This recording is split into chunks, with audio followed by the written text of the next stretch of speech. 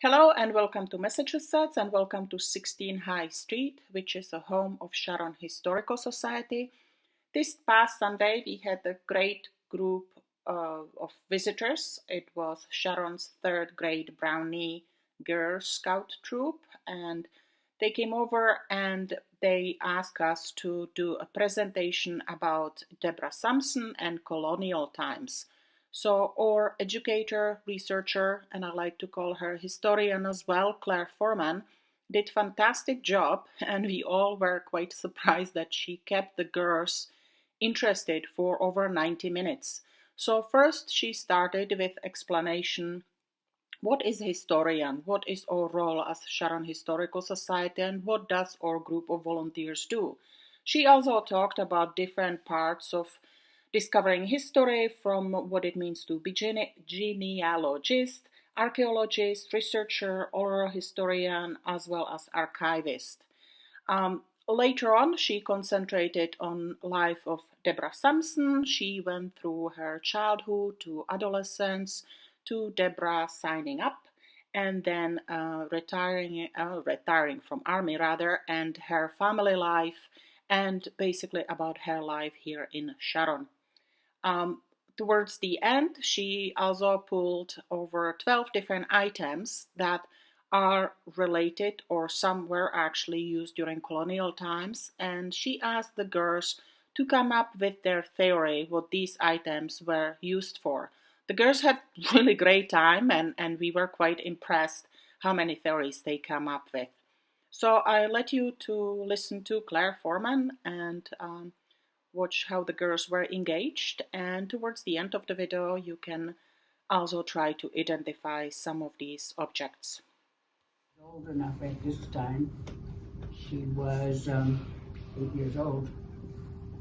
She was allowed to become an indentured servant to the Thomas family in Middleborough, which was further away. Ironically, Can the I house ask you, still so stands. you just said she was 8 years old. How old is everyone here? 9. 9 years old. Can you imagine You're last already year? an indentured servant. You would have You're already been learning working. a trade for the rest of your life. Yep, your family would send you off somewhere to go learn your trade. No. And when she was the indentured servant of Susanna and Jeremiah Thomas, she would stay there until she was 18. She was not allowed to go to school because Jeremiah Thomas didn't believe in teaching girls. However, he wasn't all that bad. He had 5 sons. He did send them to school, so all their textbooks and books she was free to use. He also had her working alongside the boys in the fields and doing all kinds of work. He also gave her a flock of chickens. And the reason he gave her the chickens was any money that she made by selling the eggs was hers. And he felt that this was a good way for her to learn math and how to do bookkeeping. So he was kinder than that, when he sent the boys off but not the girls. He wasn't being mean. That was just the tradition of the time. And by the time she was done with her indentureship at 18, she could do pretty much anything boy could and better. And by then, she had grown to be 5 feet 7 inches, which was very, very tall. I mean, most men were 5 feet 7 inches. So, and she was very strong. It was said of her at that time that if needed, she could harness the horse and ride him to the plow or to town on errands. She could rake hay or stow it away in the barn. She was familiar with all the jobs that a milkmaid would have to do, including making butter. Anything you needed in colonial times, you had to make yourself. That's a lot of work when you think of it. She, if she wanted a basket, she could weave one. If she wanted a milking stool, she could make one. anything that she made, she would sell. Because she had become so good at doing this, whittling with a jackknife. She had a little business where she was making pie crimpers and other things that she would go around door to door and sell to make some money for herself. One of the things that Deborah's famous for is what? Dressing up as a man and going to fight for war. Well, do you know that she never admitted that she signed up in Middleborough? She never admitted it. She never said, I did that.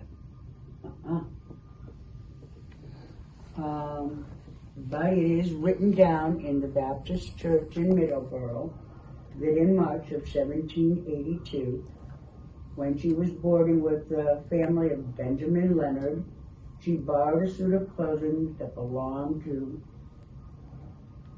the family's son Samuel, dressed in the clothes that she stole, and presented herself to the town recruiter as Timothy Thayer, a boy from the neighboring town. And Thayer signed up and collected £50. That was a lot of money. You think Deborah did it for the money? No. You think she really wanted to fight in the revolution? Actually, I think she probably did it for money. You think she did it for the money? Maybe. Legend has it that a woman in the tavern where the recruits were being signed up recognized her, because one thing about Deborah was she was left-handed. And she had on her finger a felon. A felon is like a wound that won't heal, it just kind of stays infected. So instead of holding a pen like this, she held it like this. Okay?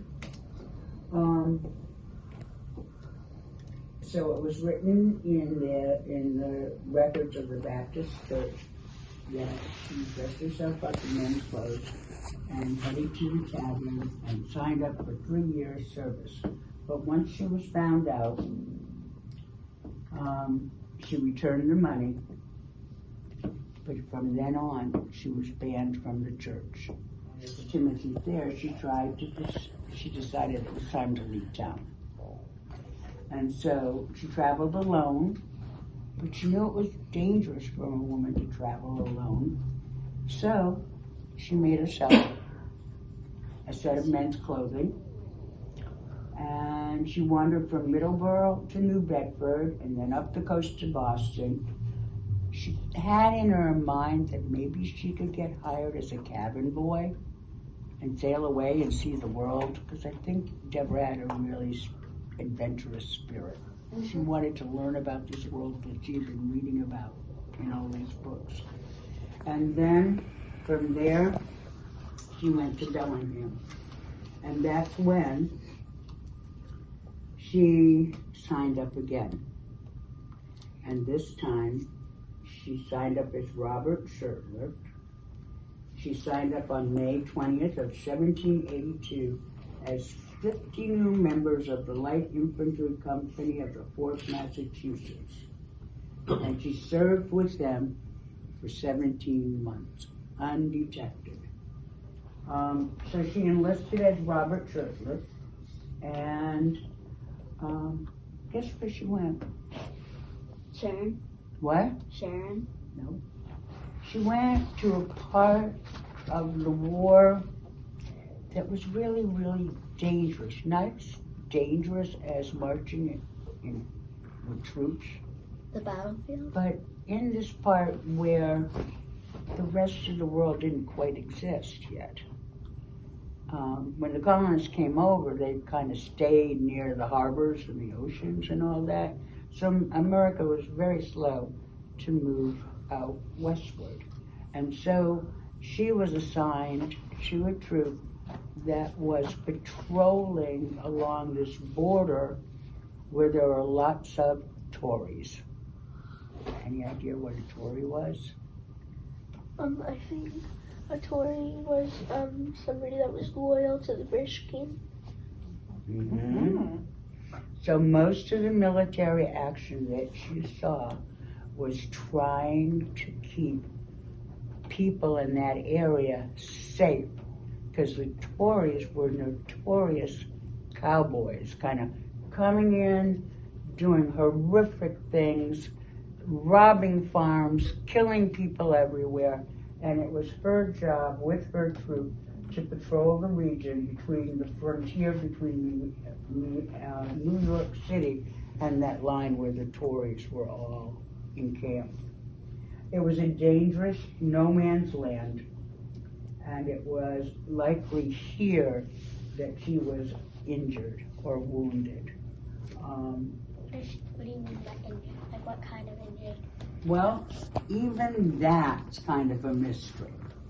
Because there's stories that she had 2 musket balls in her, that her forehead was slashed.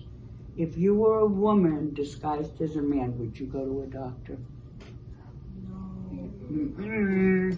So that, guys, was part of her undoing. She was in a skirmish, and it is reported that she got a saber, a sword, gash cut deeply across her forehead. And at that time, she supposedly got a musket ball lodged in her thigh at the same time. Supposedly, the doctor treated her forehead, but she didn't tell him about the other wound. And she went off and she used her knife to try and dig it out.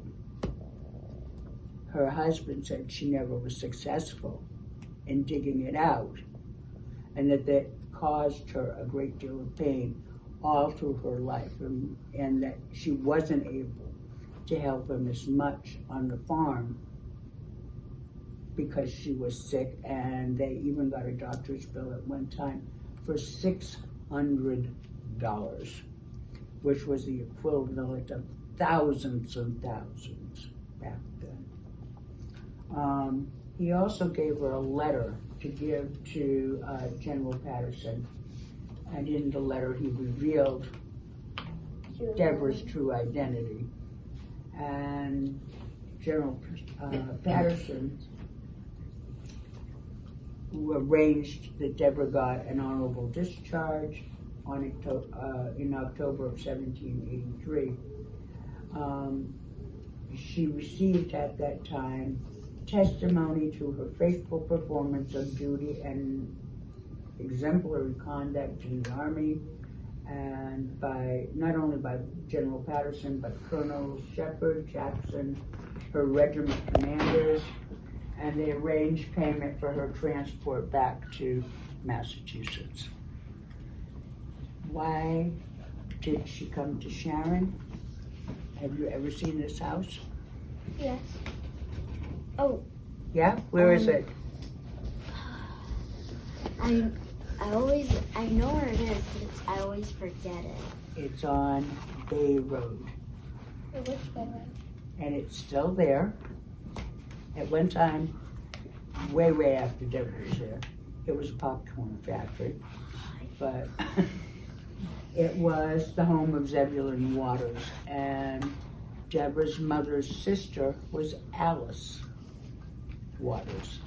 And so Deborah, after the war, went and stayed with her aunt at Zebulon Waters' farm. October of 1784, she was engaged to Benjamin Gannett. And as time evolved, they had 3 children. Earl married Patience, and they adopted a baby whose mother had just died, an orphan, and her name was Susanna Baker Shepherd. Now she has 4 kids. Hmm? Now She has 4 kids. And if the name Shepherd sounds familiar, as you're walking in the square towards the museum, you'll see the Shepherd houses. He was the housewright that built those houses all in that area. Okay? Now, they lived and they worked together on a 100-acre farm. The farm was not Benjamin Gannett, Deborah's husband's farm. It was her father-in-law, Benjamin Gannett Sr.'s farm, which they inherited once he passed on. And it was near Rock Ridge Cemetery. You know where that is? On East Street. Okay. Even though it was a 100-acre farm, they really struggled to make a living. Deborah did her best, but her injuries really did prevent her from helping as much as she wanted to. So she took a job at the East School, and she would step onto the stage and deliver a lecture entitled The Soldiers Festival. And she would say it was kind of a short narrative of what she had experienced, as well as an apology for what she had done. Did you ever apologize if you were Deborah for what you did? No. Remember, you got kicked out of the church. Yes. Would you apologize? Yeah, most likely. Would you? You guys seen the statue before? Yeah, that's at the library across the It's street. at the old library. Yeah. The old It's library. Mhm. This woman's name is Lou Stubbs. She's the artist that created the statue of Deborah Sampson. And this woman right here is Muriel Moody Nelson. She is the great-great-granddaughter of Deborah Sampson. And Lou used Muriel as her model to make that statue. And it's Muriel Nelson that gave us this furniture that came from Deborah Sampson's home. So, and this is the house that everybody calls the Deborah Sampson house. It's on East Street. It's actually Earl's mansion. I'm so excited. So this is Earl's mansion, and this room up here was Deborah and Benjamin's. And that's where she moved in with the family, and she was a great, wonderful grandmother. And she enjoyed being a grandmother, and she used to have tea parties with her grandchildren, and had a wonderful life with her family. So you've been a great audience, and now I'm going to turn you into archaeologists. You ready? Yay! Before the woman that's doing it now, there was a woman called Doris Annis that was part of the Massachusetts militia. They used to march in parades, the drum and fife and all of that. And this is what she wore. This is more representational of what Deborah would have worn, the blue and white. Mm-hmm. Those linen shirts? Yeah. Well, that's going to be They an haven't interesting done that story. yet. We haven't done the linen yet. Archaeology is part of being a historian. It's a one way you can discover the past. And they go to specific places where they've got either data or a legend that something existed. When you do archaeology and you do it at a site, you're going to be digging. And once you break that ground, you destroyed the site. You have to take very careful records. Everything has to be mapped out, and you are going to learn how to read the dirt. Because if you think of it, it's sort of like a birthday cake. You're slicing down inside time. Each layer is another part of history. And so that is going to tell you what happened a long, long time ago, okay? And when you find something like this or this, you know in the sand, you know that something living at one time was there, like a tree or a wooden post. Something that has decomposed. And so you take lots of pictures and you map it all out. So when you dig, you take a dustpan and a shovel, dustpan and a brush, and you brush everything in, and you sift, and what comes up are all these little bits and pieces, and those little bits and pieces are called artifacts. So now you take your artifacts back to the laboratory and you start exploring and thinking about, well, this fits together this way and this is that, and maybe if you're lucky you find a whole piece of something and you come up with an explanation, which is your opinion or what you think it is, and that's called a theory. So here we go. Here's some things I would like you to come up with theories for. In colonial times, when you're building a house, which object on this table do you think they used to make sure the house was level? Yeah. This right here. Mm-hmm. I was Yeah. gonna say, Do you have a different theory? maybe like, this, like, so like, can like, Okay. Yeah. Like that wooden thing. This wooden thing? Like that thing with like two parts. So like, You think this one? You want to pass it around so people can look at it and you go this way? Yeah, this was definitely a leveler. oh yeah, I see it. I can see. Oh, I know that thing. Does it look like a level that you might see today? Yeah, this is what Yeah, my mom has. Oh, it got the juice! It got the juice! Oh. It's got the juice! Wow, they were coming up with some good ideas even a couple hundred years ago, huh? Ta-da, first prize. You have named the level. And this, a colonial person couldn't have made themselves. They would have had to have a blacksmith do the metal part for them and a glass blower to make the tube, to put it all. Holes in wood. How do you make holes in the wood? How? With this. And this. This too. This is all. That's the nail, and you put it in that part, and then you like turn it. Wrong way. You put it in here, and my husband taped this so I wouldn't cut myself, because not only am I good at spilling, I'm also good at cutting myself. And so you put this in here, and then this is the drill part, and then you go like that, like you said. We can touch this up. Right here. And that's kind of sharp, but it goes like that. So you get the Everyone's got a idea. tetanus shot, right? Yeah. So that's the drill. I know about that. A blacksmith would make these pieces for you, and this as well. Oh, yeah, What do you think this is for? scissors. Tooth pulling tool. Tooth pulling? Mm-hmm. Can I No, this is sharp. Like pinching like nails and stuff to pull them out. No kidding. And guess what else? Who else has nails? Like for little, like what are those? Not Big those. animals? Not for my manicure, but somebody else has nails. I know. They actually walk on nails. I know. Like hats. Yes, right. Would you use that? Would you use that? No, I mean nails like the nails.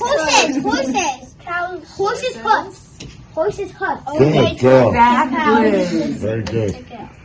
So this has multiple uses. This is, oh, you didn't get to When try I it? mean for nails, I mean like for Exactly. walnuts, Nails, yeah. Exactly. Snap Or it. cutting them. What's Cutting the this nails called? if it's too long. Cutting a piece of metal if it's too long. Pulling horseshoes off a horse. You said toast. So tell me what on this table is a toaster? That thing. That thing. This thing, guys. I was pointing at that thing. So it's. How's that a toaster?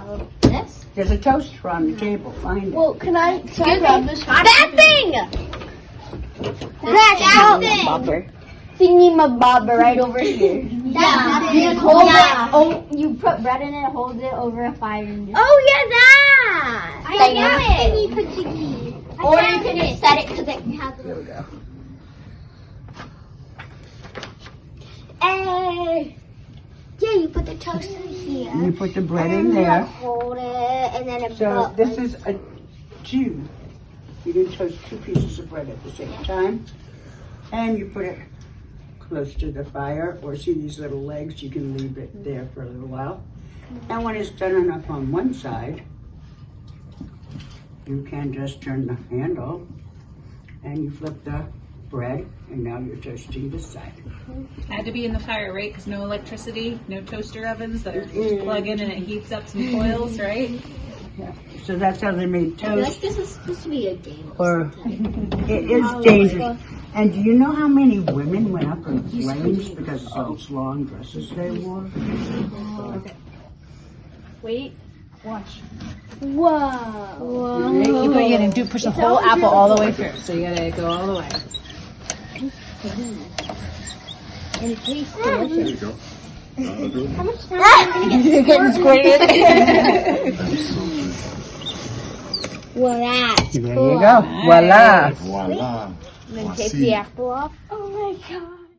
So I hope you enjoyed this sneak peek at the education program we do at Sharon Historical Society. And if you have a group that will be interested in coming and visiting us, please do not hesitate to contact us. We have a link to our email on the website, or you can call up.